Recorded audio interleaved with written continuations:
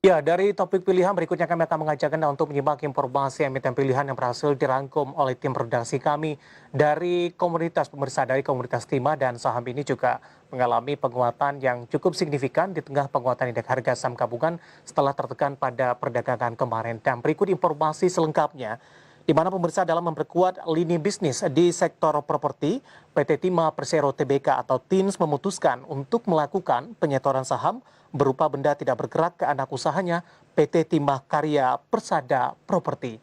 Sehingga jumlah saham perseroan di anak usahanya tersebut meningkat menjadi 99,6%.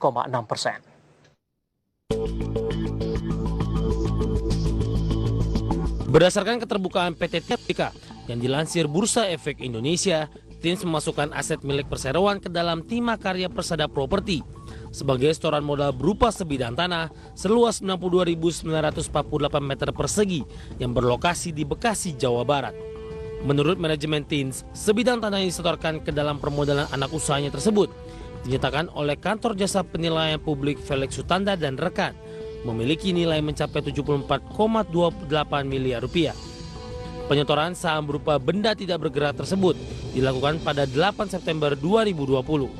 Dengan dilakukannya pemasukan aset tetap milik perseroan sebagai setoran modal ke dalam Timah Karya Persada Properti, maka TINS memperoleh tambahan saham di Timah Karya Persada Properti sebanyak 74.279 lembar saham.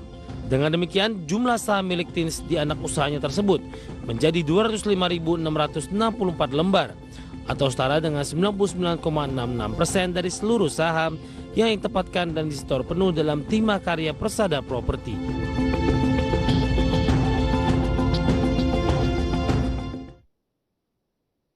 Dari informasi fundamental berikutnya kami akan mengajak Anda untuk menyimak informasi teknikal pola pergerakan saham TINS baik secara intraday tradingnya ataupun sepanjang tahun 2020 dan juga dari sisi valuasi. Langsung saja kita ke grafis yang pertama, kita akan coba lihat bagaimana pola pergerakan saham TINS di sepanjang perdagangan hari ini, mulai dari pembukaan sesi pertama hingga penutupan perdagangan di sesi kedua hari ini. Dapat Anda saksikan juga di layar televisi Anda di tengah penguatan indeks harga saham gabungan. Untuk saham TINS dibuka di level 700 pada pembukaan sesi pertama pada pagi tadi. Kemudian menguat di pukul 10 di 755. Di penutupan sesi pertama melanjutkan penguatan di 785, bahkan di pembukaan sesi kedua ini sudah menembus ke level 785. Sementara posisinya di penutupan sesi kedua di perdagangan hari ini kami akan update di 775 menguat di 3,33%. Ini jauh di bawah pembukaan sesi kedua. Sementara secara intraday tradingnya di sepanjang perdagangan hari ini, titik terendahnya berada di 700 di posisi pembukaan, sementara level tertinggi yang disentuh oleh TINS sampai mencapai level 790. Dari intraday kita beralih ke grafis selanjutnya pemirsa. Kita akan coba lihat bagaimana pergerakan saham TINS di sepanjang tahun 2020. Mulai dari 2 Januari berada di level 800-an di 825, di 3 Februari tertekan langsung menyentuh ke level 600-an pemirsa di 690. Maret kembali tertekan di 575, bahkan di April ini sudah menyentuh di level 400-an. Kemudian di 4 Mei masih bertahan di 400-an di 460. Kemudian posisi yang sama juga terjadi di Juni mengalami koreksi tipis. Namun di September ini mengalami penguatan yang cukup signifikan dari posisi 400 di awal Juni, sementara di 11 September ini sudah kembali ke level 700-an, tepatnya di 785.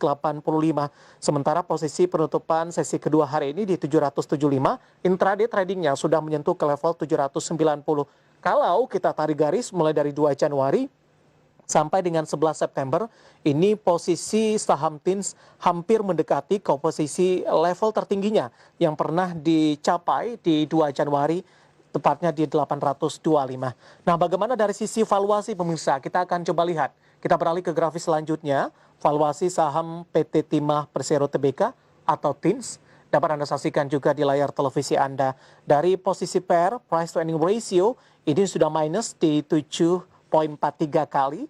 Sementara dari posisi PBV-nya di 1,21 kali kisarannya. Sementara untuk Price Sales Ratio atau PSR-nya di kisaran 0,36 kali. Kemudian juga dari sisi PCFR-nya di kisaran di 0,92 kali. Ya, kombinasi informasi fundamental dan teknikal, kemudian juga dari sisi valuasi, semoga bisa menjadi salah satu referensi untuk Anda. Dan lagi-lagi keputusan investasi tetap ada di tangan Anda para investor dan trader pasar modal Indonesia. Kita akan jeda kembali di segmen selanjutnya. Kita akan coba review bagaimana jalannya perdagangan di sepanjang hari ini. Dan kami nggak akan kembali, Anda masih bisa secara aktif untuk berpartisipasi, bergabung bersama kami di telepon interaktif dan juga WhatsApp interaktif seperti yang tertera di layar televisi Anda nantinya. Kami akan segera kembali usai jeda berikut ini.